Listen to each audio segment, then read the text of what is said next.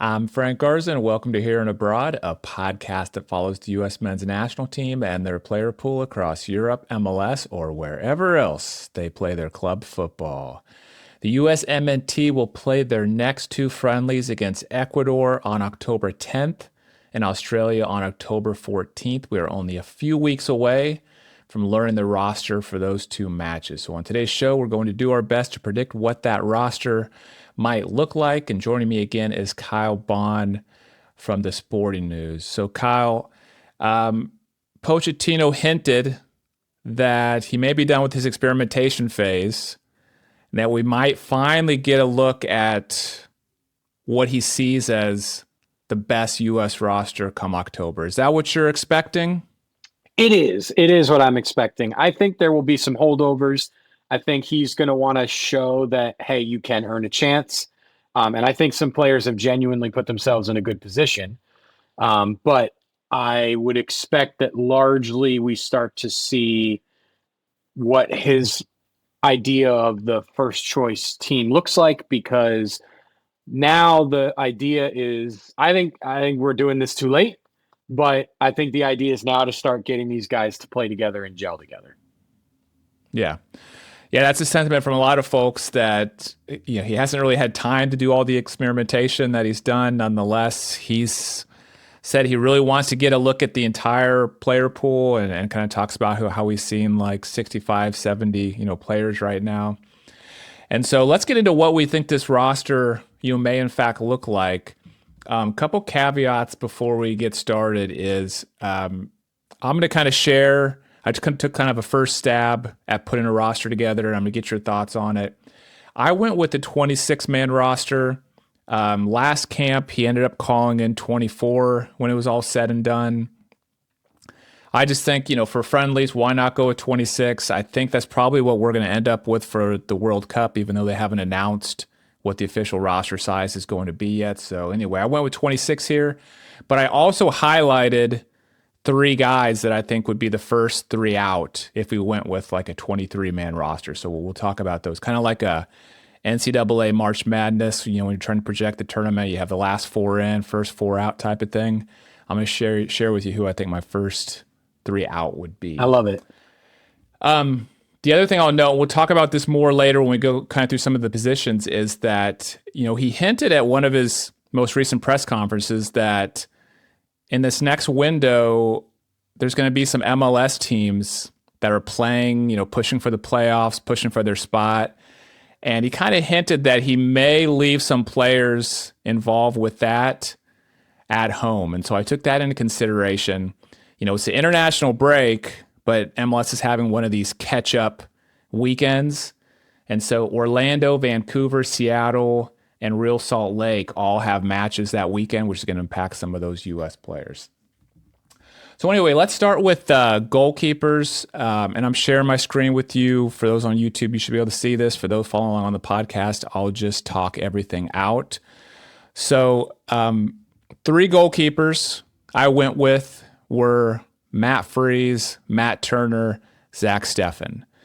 This one I had a little bit of difficulty with after Matt Freese, actually. I don't know how he rates any of these other guys, but when it was all said and done, I just feel like he's going to return to Matt Turner and Zach Steffen, because none of these other guys on the list, the Patrick Schulte, Chris Brady, Diego Cochen, Gaga Slonina, Roman Celentano, Jonathan Klinsmann, haven't seen much from them. What's your thoughts? Yeah, I would agree. I think Jonathan Klinsmann did well in the recent international break. So maybe he could get another shot. But overall, I'm not entirely sure. I think you probably hit it on the head.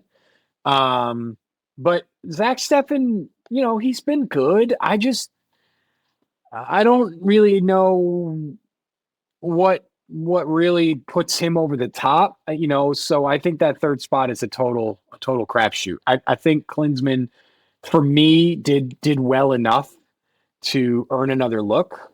But at this point, just from the trainings, or what are you referencing with Klinsmann? Yeah, I feel like he talked him up a good amount. and there's enough noise around that. But it's a total, it's a total coin flip. I have no idea where he could be headed. Yeah. I think it's a complete wash as well. I mean, do you feel pretty confident Turner will be there? Yes. Yeah, I do. Yeah, okay. Yeah, so Matt Freese, Matt Turner, we probably are more confident. That third is a complete, Yeah. probably like you said, a coin flip. And I don't probably know ultimately not that important, but not that you're right, not that important. Probably whoever's impressed him the most in training yeah. that we haven't actually seen in a game, is who he's gonna bring in there, and we're not privy to a lot of that information. Okay. So Zach Steffen, you're probably I'm leaning more towards Zach Steffen. You're leaning more towards Jonathan Klinsmann. Yep. We'll see how it plays out. Okay, let's go to a more interesting discussion, I think, and that's defenders. Okay, and so let me drag these guys up here, get them in view. I went with 9 defenders here. Looks like 5 center backs, 4 outside backs. I went with Chris Richards, Tim Ream, Miles Robinson, George Campbell, Mark McKenzie as my center backs, leaving off guys like Tristan Blackman, Cameron Carter-Vickers, Austin Trusty, Noah Kai Banks, Walker Zimmerman. And then for the outside backs, I went with Serginho Dest, Anthony Robinson, Max Arfston, Alex Freeman, leaving off guys like Joe Scally, John Tolkien. This one's really hard because he's brought in these kind of separate groups of, especially the center backs. Like, we don't really know how he rates Cameron Carter-Vickers versus Miles Robinson. You know what I mean? Or Tristan Blackman versus Mark McKenzie. So I know I'm going to be wrong on this, but I kind of went with this list because I left Tristan Blackman off because Vancouver has an MLS match that weekend. And I think he's kind of a bubble guy anyway. So I'm like, well, maybe he'll just leave him at Vancouver. I just don't think he rates Cameron Carter-Vickers that high, even though we talk about him a lot. So I left him off. It feels like maybe he's given up on Mark McKenzie, but there seems to be maybe a spot there for another chance. I mean, what are your thoughts on the center backs and outside backs he'll bring in? Yeah, I think, I'm not going to make the argument again because we made it last time and he went in a completely different direction. So I feel like it was a little unfulfilled about Carter-Vickers. I think Carter-Vickers will be there because I think it would be ridiculous for him not to be. But he called in fringe guys last time. So we didn't really get an answer to that question, right? So we're doing this again only because it was we kicked the can down the road another month rather than getting an answer to that question. So I would put Carter-Vickers in there. I agree that he's given up a little bit on McKenzie because I think McKenzie wasn't very good in the few chances that he got. But, I don't want to rehash it too much because I feel like we've already made these points a number of times and we're just sort of waiting on the answer. So I'm unsure about, let me check on something. Yeah, while you're doing that, I'll just mention, McKenzie, one of these guys that did come into the Gold Cup, that whole June window where he played, the friendlies and then the Gold Cup.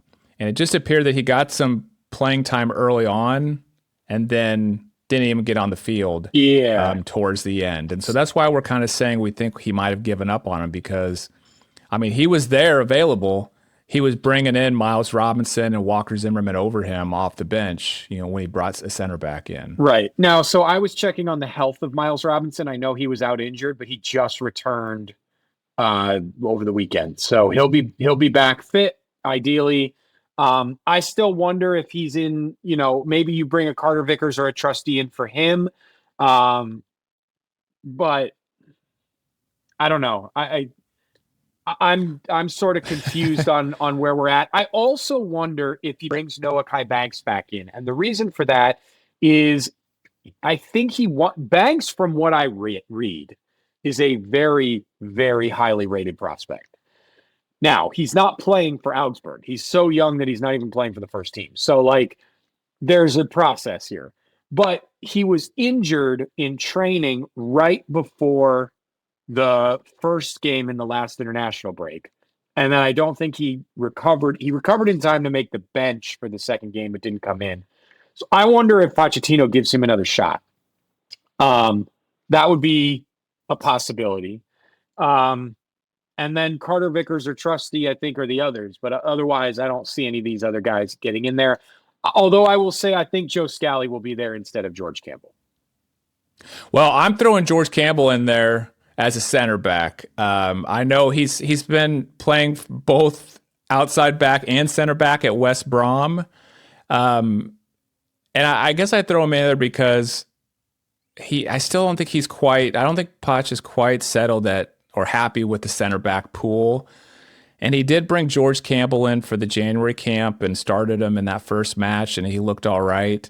He's since going to West Brom, I mean, he's been starting week in and week out. I wonder if he liked what he saw in January, if he brings him back in as a center back, and he could be one of these. If we play into back three, he could be the right side of center back. He has some flexibility, and so I'm kind of taking a gamble on putting him in there. But I feel like even though feel like Poch is done with this experimentation phase, I still think at center back some of these positions he might bring in a newer guy every now and then just to get a look at him. Yeah, possible. But Joe Scally, I mean, I've struggled with Joe Scally. It's I could see him coming in as fifth. He's another one of those guys that you don't know, just like Carter Vickers, because we've kicked the can down the road so many times that now we're like not sure where he stands. I'm really curious to see whether Arfston and or Freeman have jumped him. Yeah. And the other thing with Freeman, Orlando has a match that weekend, and so if he doesn't think he's going to start Freeman, maybe it makes sense to leave him at home, and then that makes more room for Joe Scally to come in and see, okay, Joe Scally, we've left you off these last couple camps. Has that reinvigorated you? Can you come back into this camp, and show us something? So I could see that happening. And then some of this depends on, a lot of people are speculating that this back three looks so good that Poch might move into that versus the back four. And depending on what he does there, that's going to influence who he brings in as center backs, and outside backs, as well. I personally feel like he hasn't settled on what he's going to do there. He might continue to experiment with both, but if you're going to go with the three center back, you evaluate it a little bit differently than just playing, two center backs.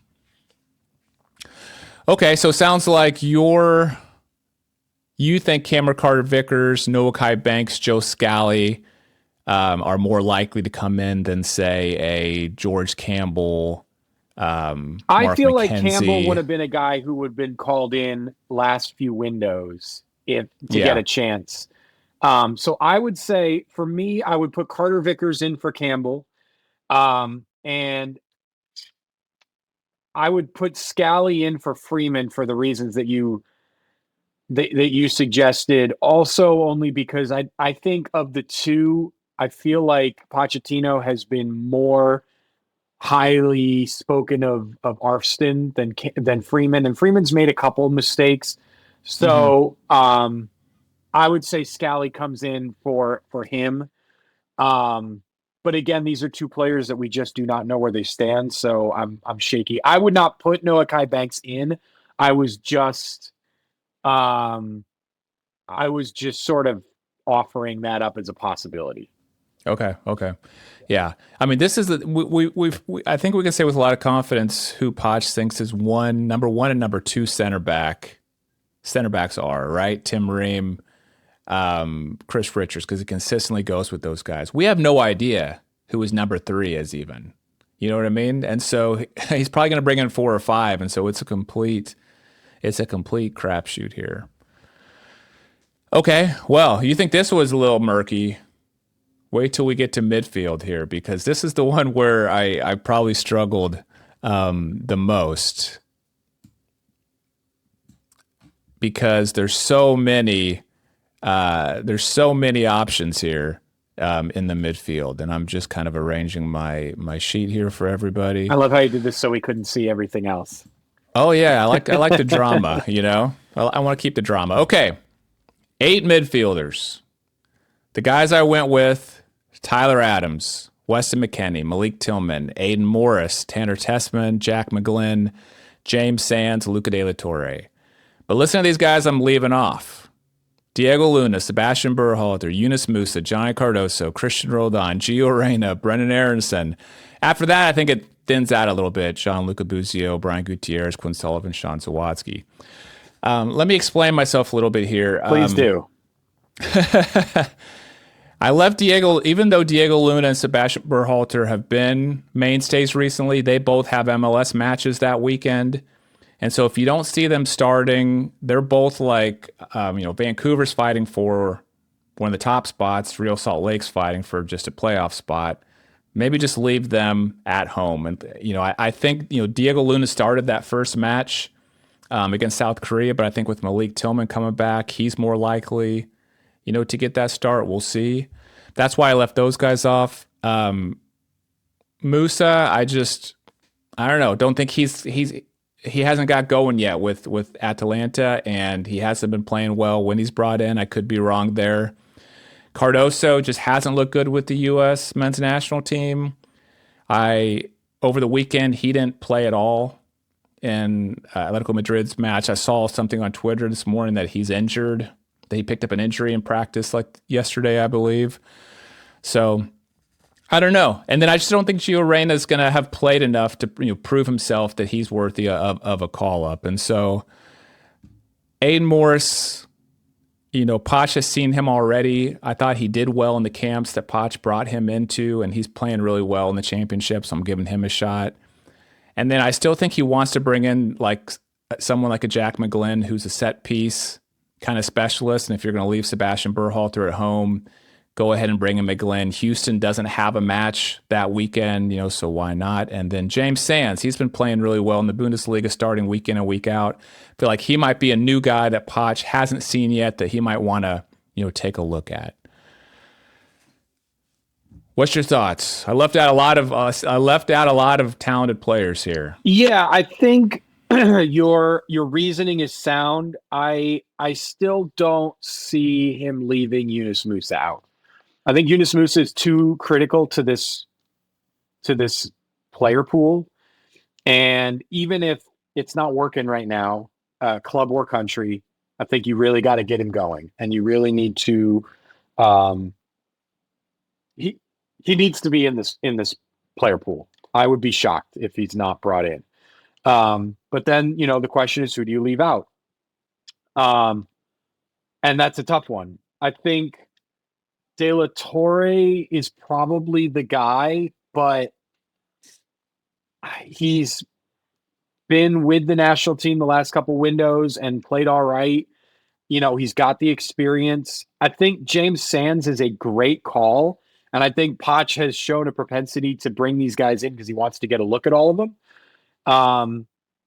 I think we all know who James Sands is at this point. I would not, he's 25. What else are you going to learn? And the season's only just beginning. But I fully get it, and I think it would be well deserved if he's brought in. I just don't know about this stage in the cycle.